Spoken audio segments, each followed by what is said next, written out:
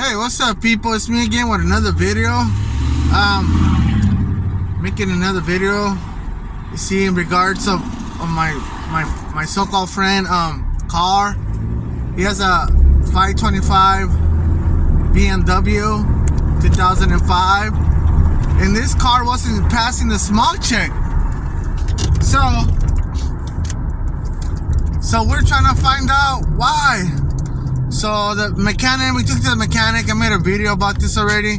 Took it to the mechanic. He robbed us. He robbed my friend for some money, and still trying to find out the problem.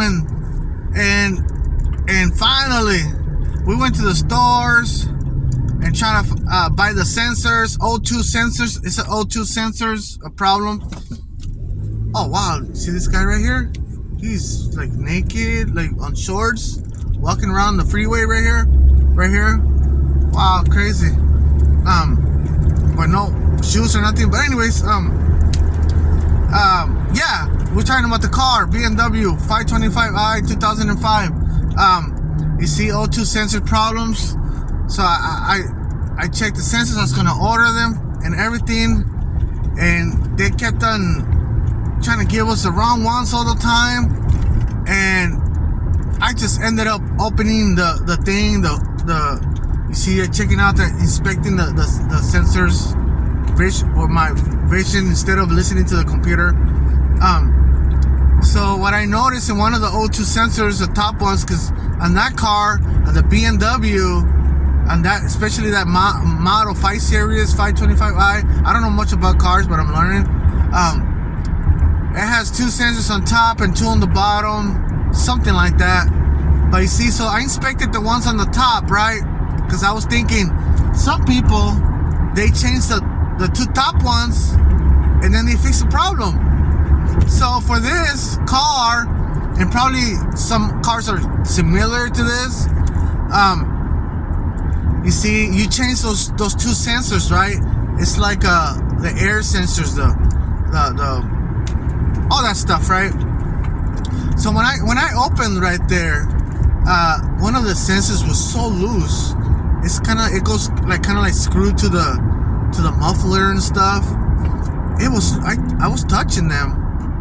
I touched the rear one, and it was all loose. I'm like, that's why this guy's probably getting a code, right? The O2 sensor code. So sure enough, I timed them. So I was like, yeah, I was happy because I found the problem, right? One of them was loose. But I'm thinking, why did they get loose? What happened, right? I don't know. I mean, I'm trying to get some knowledge about that too.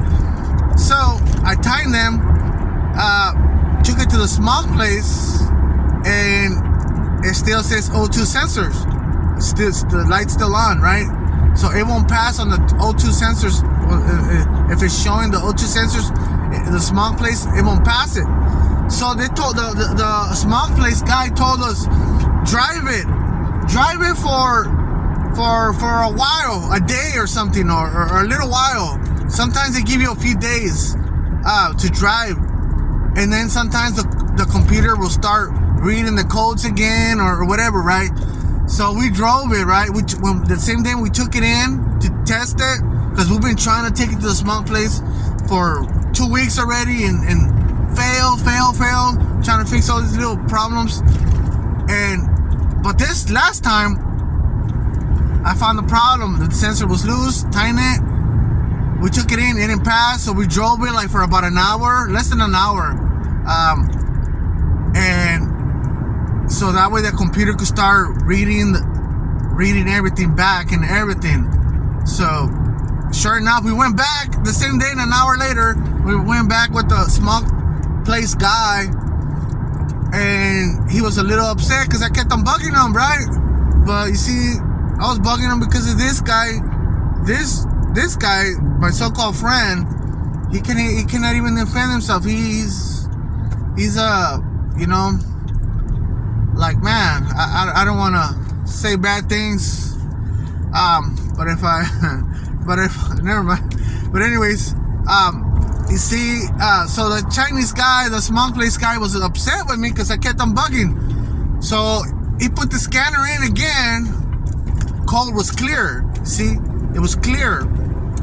So it passed. Boom.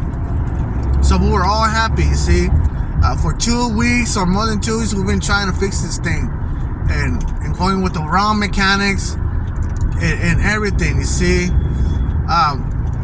so I thank God for all the media, because it does helps you. It gives you wisdom in regards cars and other things, how to fix a car and everything.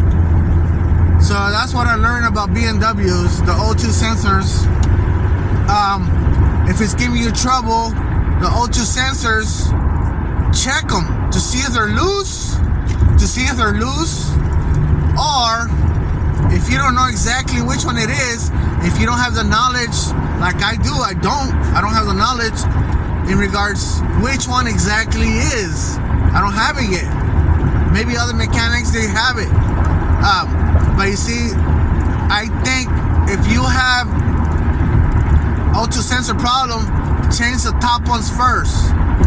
They're expensive, but you gotta find and look for a cheap one or something, but one that's okay, you see, with a little bit of good quality, with some quality, right? Because if you go to the the BMW dealer, each sensor, they were telling me it costs like $500. It's like this. It looks like kind of like a spark plug. So it's expensive. So online you probably get them for less than $100. So if you have an O2 sensor problems, change the top ones first. Check everything first to see if anything's loose. Change the top ones. If it's not loose, change the 2 top ones and drive it, and try to go to small check. If it doesn't pass, they're probably gonna tell you to drive it some more.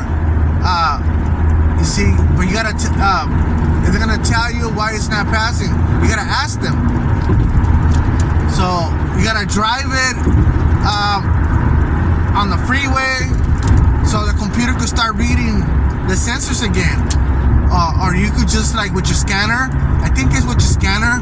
You put your once you replace those sensors, you put the scanner in, erase or whatever how they do it, and then the codes will erase. See, but keep on driving your car, keep on driving it until it passes the smoke check. That's a trick that I learned. I didn't know about. You have to drive it for a certain amount of miles, and so it could pass, so the computer could start reading the sensors. All right, that's all I have to say for now. All right, bye.